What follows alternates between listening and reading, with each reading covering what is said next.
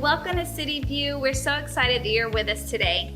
And we have an exciting things coming up in June. Next Sunday, June the 12th, is going to be Pastor Todd's last Sunday with us as he and his family have transitioned to Texas and are fulfilling God's purposes for their lives there. We're excited for what they're doing, and we hope that you can be here with us to honor them. That same afternoon, the 12th, we're going to be at Santee Lakes at 3 p.m., hanging out, grilling out, eating good food, being with good company, playing some games. So we hope you and your family can join us. Just bring a side dish to share with everyone. And on Sunday, June the 19th, it's Father's Day. And we are excited to have our special guest speaker with us, Dave Willis, who is a world-renowned speaker and author who is sure to make you laugh and encourage you. It's going to be so much fun. And this day may or may not include bacon, so hope you can make it. And then finally, June 26th, we're going to be celebrating Pastor Darren as he is heading into retirement, and he's going to be spending his days with his family in Idaho and transitioning there. So we are excited for him, and we want to celebrate him as well for this new season and journey in his life. We're going to kick back into worship and an awesome message, and I'll see you right after with a challenge.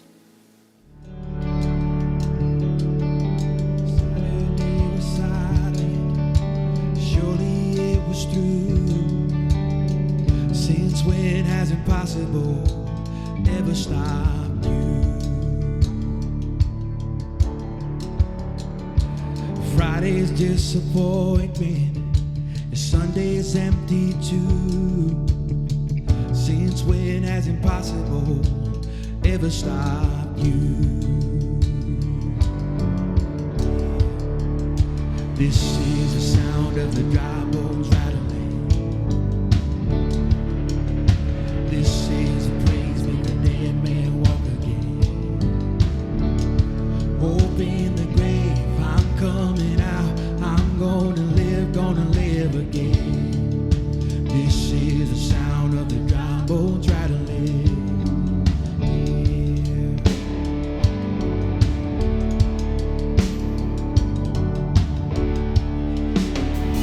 Pentecostal fire, stirring something new. You're not gonna run out of miracles anytime soon. Yeah, resurrection power runs in my veins too. I believe there's another miracle here in this room. This is the sound of the dry bones rattling. This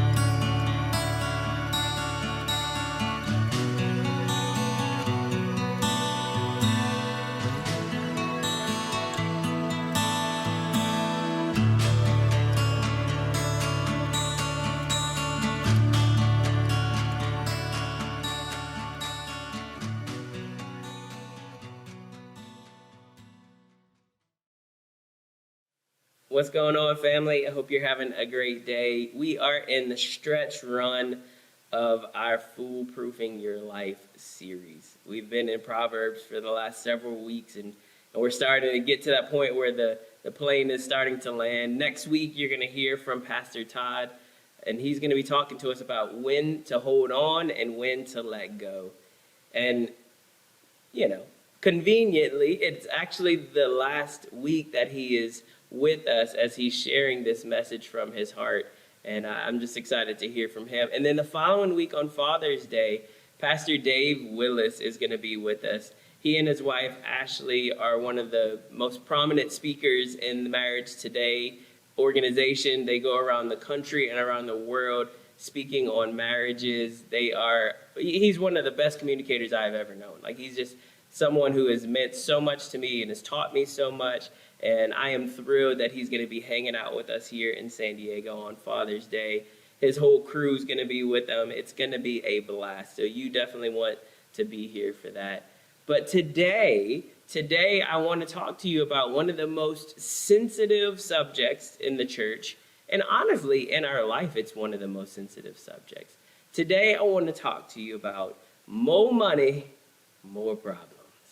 More money, more problems. And as the famous poet Notorious B.I.G. said, I don't know what they want from me. It's like the more money we come across, the more problems we see. But isn't that the case with our money? It seems like there's always this drive, this need, this chasing after more. There's another famous person in history who talked about money more than he talked about heaven. It was one of his more consistent conversations that he had. Is another famous guy that you might know as Jesus. And Jesus, he talked about money way more than we think he would. It was one of his biggest topics because he understood that same tension, that with money there comes problems, there comes this struggle that's there. But Jesus understood something about money that you and I need to grab a hold of. What Jesus understood that we often miss is that our relationship with money is that it is relational. It's relational. So many times I think you and I process money in the terms of it being transactional. That it's just, I'm handing you this, I'm spending this, I'm paying bills, I'm buying that. We think of it as transactional, but Jesus understood that you and I have a relationship with money. You and I have this tension-filled, or maybe healthy. There are people who have a healthy relationship with money. They have it prioritized where it needs to be. They manage it well. They steward it well. They do all of these things, and they seem to it's just easy. But then there's the rest of us. There's probably most of you who are like me, that there's this struggle with money, this tension there of always needing more or always trying to find the right way of spending it and learning how to invest it here. And it tries to take this higher place in our life. It tries to become part of our identity, part of who we are. It's part of our dreams and our passions, and it's this unhealthy relationship that we have with money. And the problem is, so much of it is based in the fact that money promises us things. Money makes this promise to us so many times, and you and I believe the lie. Some of the things that money promises us, it promises us a more respected identity. If we have more money, then people will respect you more. That it shapes and helps determine who you are. Well, Danny, not in an unhealthy way. It's just instead of being poor, maybe I'm middle class. We identify. We allow money to start to tell us, hey, I promise you, if you have more of me, you will have a more respected identity. If you have more of me, I promise you that you'll feel more validated in who you are. You'll have a more consistent identity. You will have the affirmation that you're looking for if you had more of me. That validation that comes from, oh man, I've made it. I've arrived. I'm making more money than my parents ever made. I'm making more money than I thought that I would be able to. Now that validation of I am somebody. I can do something. I can accomplish something. This achievement, money promises us, hey, if you have more of me, you'll feel more validated and affirmed in who you are. But the big key that money promises us is safety and security. If you had more, if you just had enough of me, you would feel safe and secure. Just think about that for a second, though. These promises from money: identity, validation, and security. 3 of the most world-renowned things that we are desperately in need of.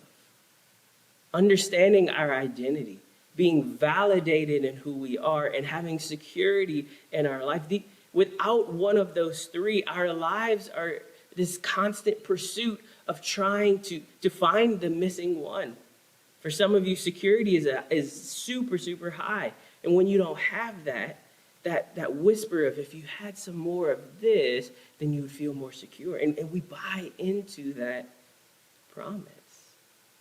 Identity, validation, security. The problem is money is writing checks that the bank won't cash.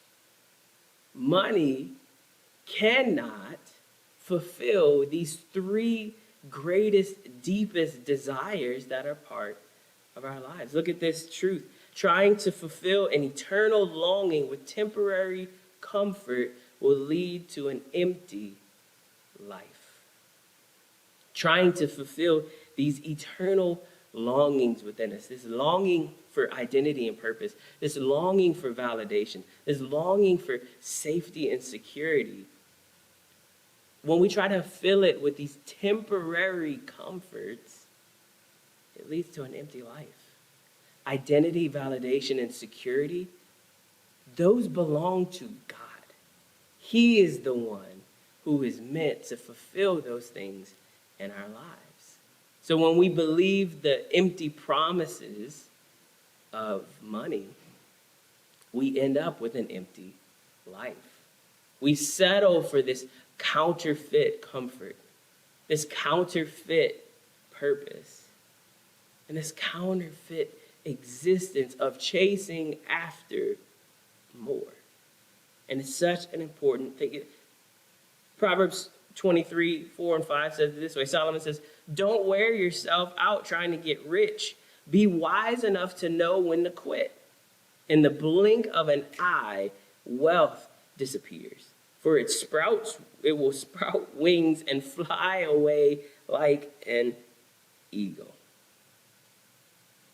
So, if money is more relational than we give it credit for, if money is less transactional and more relational, then I wonder what our money would say to us if we were having a healthy relationship.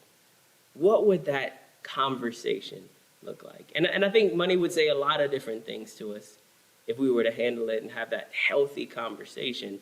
There's 3 things that I want to share with you today that I think will unlock your ability to have a healthy relationship with money. So the first thing is this: if money could talk, our money would say, I can be a means to the end, but I can't be the end. I can be a means to the end, but I can't be the end. Solomon says it this way in Ecclesiastes 5. Those who love money will never have enough. How meaningless to think that wealth brings true happiness. The more you have, the more people come to help you spend it. So what good is wealth except perhaps to watch it slip through your fingers? I don't know about in your life, but Lauren and I have discovered this interesting thing about money, especially money as like a means to an end. It always seems like the finish line for enough always moves. Like I remember when we first got married, Lauren and I believed like if we could make $35,000 a year, we would be swimming in money. Like we'll arrive. Like you got a job making $35,000 a year. And then we grew up. And then we had kids. And then we did this crazy thing like moving to California. And $35,000, it might get you a bucket to sleep in. That's just about it. Like it's just like, wait, how did we think that this was like the end goal? But the finish line for enough always moves in our life. The moment that we think we arrive, all of a sudden, that desire for more comes into place. It's important to understand that money can't be the end goal, because if it's the end goal, if it's just trying to get to this certain spot, just to have more of it, that'll lead to a life that's filled with discontentment. It's filled with insecurity, and it's filled with listening to the empty promises that money is offering. It's this unhealthy relationship. There's always a next that we're trying to get to, right? Like we say things like this: if I could make more money, if I could just get that promotion, if I could just get that job, then I wouldn't have to worry. I would sleep better at night. My kids would be more set up. If I could just have more. Maybe that's the truth. But what happens when you reach that mark? What happens when you finally get to that finish line? When I remember when Lauren and I, when one of us finally got a job that we were making $35,000 a year, what happened the moment that we got to that mark? Well, if we could just have a little bit more. When you get to 35,000, when you get to 50,000, when you get to, I'm making six figures, I'm making $100,000 a year, all of a sudden this need within us starts to creep up that, like, this is good, this is what I wanted. What if I could have, if I had just a little bit more? And the reality is that when this arbitrary number that's in your head, if I could just get to that goal, if I could just have this amount of money, then it would just settle all of these things. It's just simply not true. It's a terrible end goal. Money should be a means to an end, but not the end. So what do we need to do? And this is the important thing. You have to ask yourself why you need the more money. This is the key. What is the life that's on the other side? What is the goal? What is the vision? What is the purpose on the other side of the more that you're trying to get? In other words, like setting a goal, like the end for you is, hey, I want to make enough money so my wife or my husband doesn't have to stay in the military or doesn't have to stay in that job, that they can hop out and do something that they feel like they're really called to do.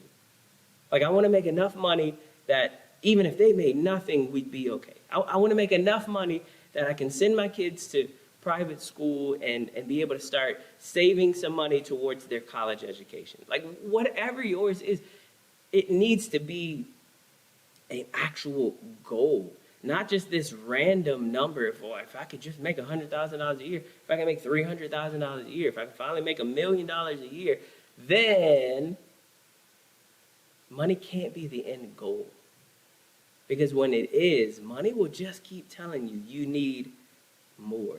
Now, some of you, you're like, that's cute that all of you are talking about all that stuff. I'm just trying to pay the bills. Like, that's the more for me. That's the end goal. But honestly, even that's not good enough. Even, I just want to get to a place where I can pay all my bills and there's a little bit of money left at the end of the month. You and I have this really creative way of creating more bills. All of a sudden, you're finally able to pay all the bills, and what starts to creep into your mind?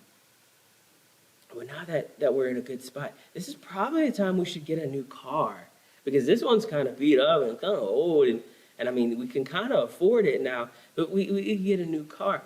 I know we have all the streaming services, but Paramount Plus is out now, and I think they have Top Gun. Like, can we just add one more streaming service and cable and internet and all?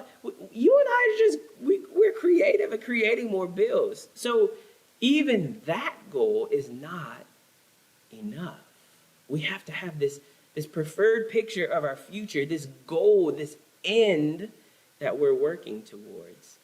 Which leads us to this. This is your challenge. Determine a legitimate financial goal that can be your end, and then allow your money to be the means to get to it. Hey, this is where I would like us to be. I want to be able to create this picture, this goal, this purpose that we're heading towards. And if I can do that, if I can make this money, if I can shift some things around here, if I can work, then we're getting somewhere. It's not just this, I just need more, right? So that is how we do a better job of understanding that our money cannot be the end, but it can be the means to an end. If our money could talk, the second thing I think it would say is, I must be stewarded rather than spent. Must be stewarded rather than spent. In Matthew, in the Gospel of Matthew, we see Jesus tell this incredible story about a master who is going on a long trip, and he gives an investment to 3 of his workers for them to do something with it. And let's check out the story in Matthew 25:14. Jesus says this, "Again, the kingdom of heaven can be illustrated by the story of a man going on a long trip. He called together his servants and entrusted his money to them while he was gone. He gave 5 bags of silver to one, and 2 bags of silver to another, and then 1 bag of silver to the last, dividing it in proportion to their abilities." Don't miss that. He then left on his trip. The servant who received 5 bags of silver began to invest the money and earned 5 more. The servant with 2 bags of silver went on to work, and he earned 2 more. But the servant who received the 1 bag of silver dug a hole in the ground and hid the master's money. Now, those of you who are familiar with the story, you know what happens. But those of you who aren't, so the guy with the 5, he doubles it and he turns it into 10. The guy with the 2, he doubles it as well, and he turns it into 4. But listen to the master's response to each of these guys. The guy who gave him 10 and the guy who gave him 4. The master said, "Well done, my good and faithful servant. You have been faithful in handling this small amount, so now I will give you many more responsibilities. Let's celebrate together." Now don't miss that. One handed him 10 and one handed him 4, and he celebrated both equally. There was no judgment. There was no like, oh, this one was fantastic. This one you did pretty good. No, it was equal. You handled this well. You did awesome with a little. You stewarded what I gave you well. Great job.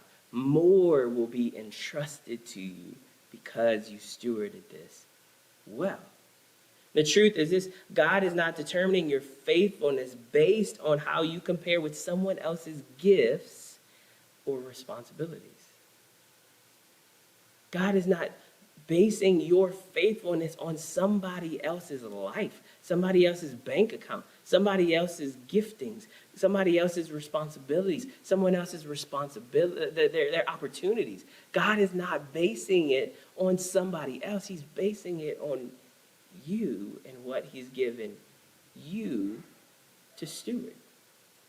Listen, the guy who got 2 could have easily said, well, I mean, if I could have got 5 like this guy, I mean, I could have turned it into 10 as well. Like, you didn't give me enough. Like, mine's lesser than his because I didn't get enough. You should have gave me more, and then I would have been able to do more with it. But the master said, no. I trusted you with this, and you stewarded it well, and I am equally as proud of you. God is not asking you to steward what someone else has. And I think the comparison trap for you and I is we think, well, if I could have what they had, then I would do what they do. But remember, the giftings were given based on the proportion they could handle. God gives us an opportunity to prove that we can steward rather than spend what he's given us. He gives us an opportunity to prove, to get better, to take the 2 that we have and double it. But so many times we get caught up going, well, if I could just have 5, and God's like, you're not ready for 5. Show me you can handle the 2. And then God is not judging you based on, well, I mean, you only gave me 4, you're 6 short of what that person gave. God's not doing that. God is asking you to steward what you have. God's not the one whispering in your ear, if you just had a little bit more, then I would love you even more. It's the enemy of your soul and the enemy of your purpose. You see in the story, the guy who received 1 talent believed the lie of the enemy, and he did absolutely nothing. He bought into the lie that because I don't have what the others have, I'm not going to risk losing anything. I'm just going to bury it. I'm not going to steward it. I'm not going to do anything with it. I'm just going to hand it back to the master at the end and go, I didn't lose it. And he was the one who was kicked out of the kingdom. You see, how we steward things marks our maturity. How we steward. Money tells us, I am meant to be stewarded, not spent. Why? Here's the truth that you need to understand. Because we are managers of our money, not owners. We're managers of our money, not owners. If we were to die today, if you were to die, your money would be managed by someone else when your life was over. We buy into this mentality that we own. This is mine. I mean, it starts from the time that we're a child, and somehow we never mature past that mentality in our own life. This is mine. I work hard for it. Look. And God's like, don't you understand that everything in your life is a blessing from me? And so the challenge for you is, who are you managing it for? Who are you stewarding it for? Are you just managing your money as if you own it, and you're just managing it in a way to solve the current problems and the current situations that you're in? Or are you stewarding it in a way that leads you to connect with this future and this plan and this purpose that God has given you in your life, the opportunity to take the blessings that he's poured into your life, whether it's small, whether it's 2, whether it's 5, whether it's 1, whether it's 27.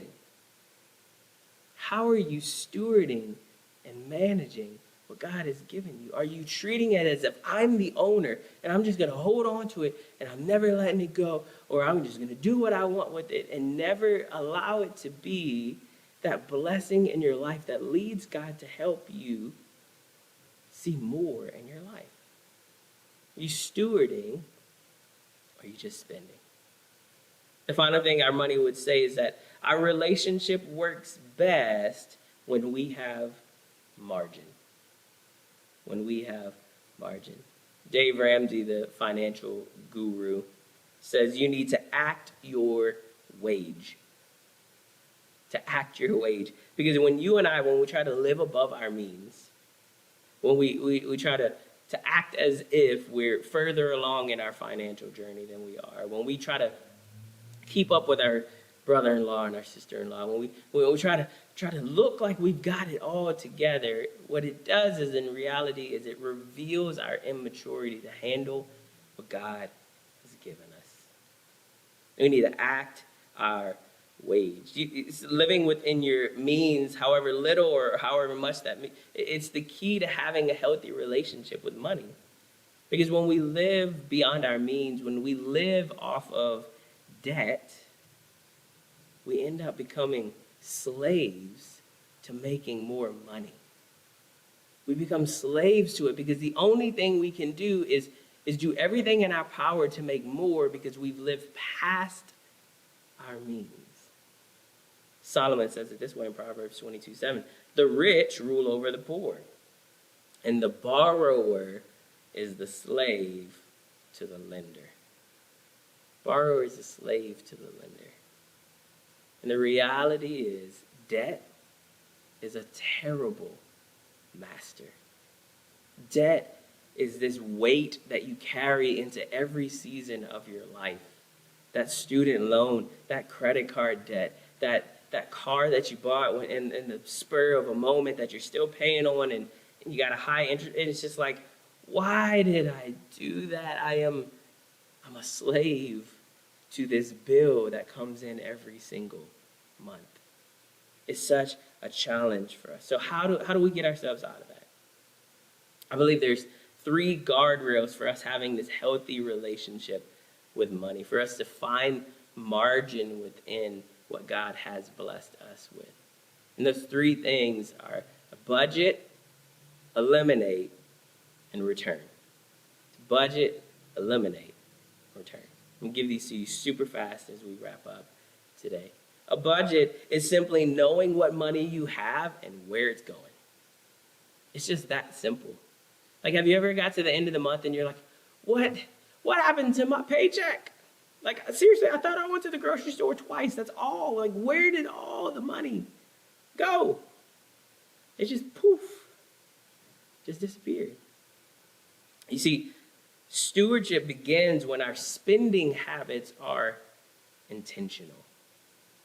A budget is not something to keep you back from a better life.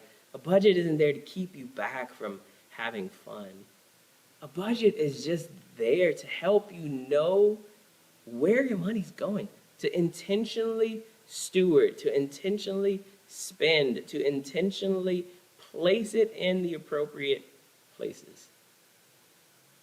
It's so easy, especially when we hit challenging seasons, we like do retail therapy or we all of a sudden it's like it's a stressful season. We're going to start eating out more than we do when we buy groceries. And it just gets us into these habits. And all of a sudden, before we know it, we're spending so much more than we ever intended. And we get to the end of the month, the end of the paycheck, and we're going, what happened?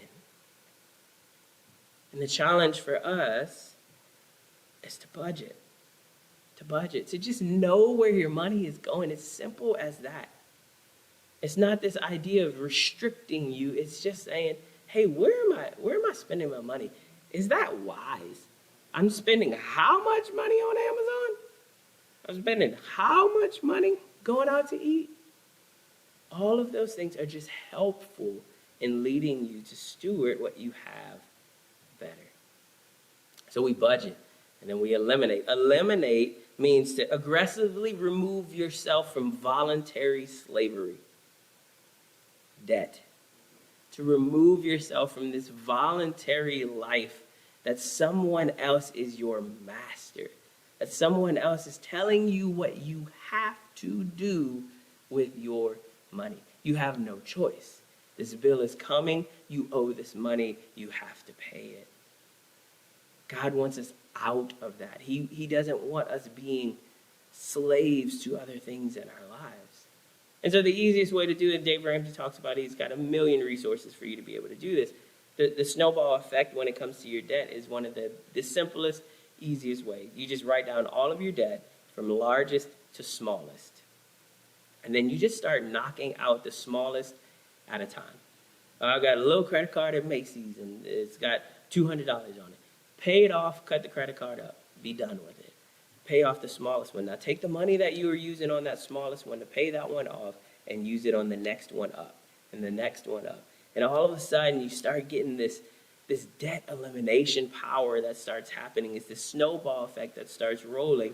And all of a sudden when you start getting to the big ones like your car note and your student loans and all of these other things, you start to be able to knock them out in a faster way because you've built this momentum of taking out the smallest ones up. Eliminate the voluntary slavery that's in your life to be led and owned by a credit card company. Get yourself out of those places so that you can steward what God has given you better. The last one is this, and this is the more touchy of all of them. It's return. Return to God what already belongs to him. The reason why we as churches, we talk about giving, we talk about generosity, we talk about tithing. The reason why we talk about that is because one of the most significant ways that you can prove your trust in God is your ability to trust him with your finances. And one of the steps that he challenges us to do is to tithe to his kingdom, to invest in his kingdom. Why? It isn't just so you can say, okay, well, I'm obeying this rule and I'm paying this towards, I'm giving this towards the church just like as another bill. No. That's not the heart behind it. God is saying, if you can trust me to handle your life in the 90%, rather than feeling like you have to live in the 105, the 110, based on the credit card debt that we have, I will prove my faithfulness. I will pour out my blessing in your life, right? It's this challenge for us to trust him, that we're just stewarding the gifts and the blessings that he's given us. We are not the owners. When you and I invest and return our tithes to the Lord, we're communicating to him, hey, I trust you that you're going to handle the rest. Now, I understand why this is a touchy subject, because we all have heard and we've maybe experienced those churches, those organizations, that they have mishandled the money that has come in, that they have misappropriated funds in a way that is damaging to your trust, and that's totally understandable. And those people will stand before the Lord and have to answer, be held accountable for what they did. But for you to get into a mentality that, well, because there's a couple bad eggs and there's some bad situations here, I'm not going to obey the Lord, that's a dangerous place for us to be as well. So when we talk to you about these giving opportunities, when it's the Christmas offering, the one that we're talking about now, the summer giving challenge, we're not asking you to give because we need you to help pay the bills. It isn't about paying bills. It's not about keeping lights on. It's about you investing in your church. It's giving through your church for us to create opportunities over the summer where people can be in relationship with you and they can meet Jesus through that. That your friends, your family can come and hang out with us at Santee Lakes to do a barbecue out and play some volleyball and just connect with some people and go, oh, wait a minute. These guys aren't as weird as everything I've heard. Maybe I might give this an opportunity to rub elbows with people and build a connection and a relationship. When we ask 15 families to give above what they normally do and partner with us in this giving challenge, it's not so that we can make payroll and be able to pay the staff members that we do. It's not about that. It's about us being able to steward what we have and gear up for as we go into this early fall, the end of August and September, when we do Love Week and we pour out love on the teachers in our community. When we honor them, when we care for them, when we find ways to partner with our local schools and during Love Week and help them and make a difference in the lives of our community, it's because of your generosity and your partnership. You're investing in what God is trying to do in your community. You're not obeying out of spite. Oh, man, I don't want to do this. God's like, hey, return to me what already belongs to me and watch how I will use your gift to impact the lives of people. Budget, eliminate, return. As we land the plane today, I want you to ask yourself, which one of those guardrails do I need to work on? Which one of those guardrails do I need to really do some tweaking in? What part of my relationship with money is really unhealthy?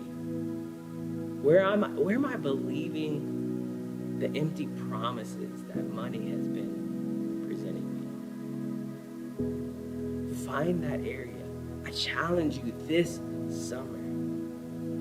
Make it an intentional relationship with money. an intentional relationship where you steward it, where you understand that it can be a means to the end, but not the end, where you understand the value of margin in your life for generosity to flow in and through you, when you understand that God has blessing upon blessing for you, when you steward what he's given you well. So instead of it being more money, more problems, it'll be more money, more opportunities. Opportunities for the Lord to use the blessings he's poured into your life to bless those around you. Let's pray. Heavenly Father, I thank you. It's so interesting to me that Jesus spent so much time talking about this. And I believe the reason why, Lord, you spent so much time talking about this was you know the place, you know the lies, you know the promises that we're sold by money. And so, Lord, I pray in this moment that you would just help us to identify those unhealthy areas of our life that we need to surrender over to you. Those unhealthy habits in our finances, those unhealthy habits in our relationship with money, God, that you would help us to see it the way that you see it, that would be good stewards of what you have given us, and that you would do through what little we have greater than we could ever ask or imagine. That as we steward it, as we have this appropriate relationship with our money, that God, you will begin to do a work in and through our lives that allows us to see the blessings that you have actually given us and the blessings that are on the other side of our generosity. We love you. We thank you. We pray all of this in Jesus' name. Amen. I love the reminder that we are managers of our money and not owners. It's great to look at our money and realize that everything we have belongs to God in the first place. So this week, as you're thinking about money and about what we learned today, how can you shift your mindset to be more of a manager instead of an owner? Such a great thought today. As always, thank you for your giving and your generosity. Summer is kicking off. The kids are out of school. All the fun's happening. And we want you to still be a part of what's going on here as you may be traveling with your family as well. So remember, you can set up recurring giving as a way to continue giving for all the incredible things that are continuing to happen around here. We're also having a summer giving challenge. During the months of June and July, we see about 25 to 30% dip in giving just because it's travel season. So we want you to get out and enjoy, but also know that ministry still happens here that we want you to be a part of. So if you are praying about wanting to be more involved financially in what we do here, we are believing for 15 families who can give $500 or maybe a little more over your normal giving to continue the ministry that's happening here during the summer months. So we hope you can partner with us, and we'll be praying about how the Lord leads you in that direction. Reminder, service next Sunday. We have changed our service times to 8:30 and 10 a.m. So hang out with us in service or here online at 10 a.m. We can't wait to see you then.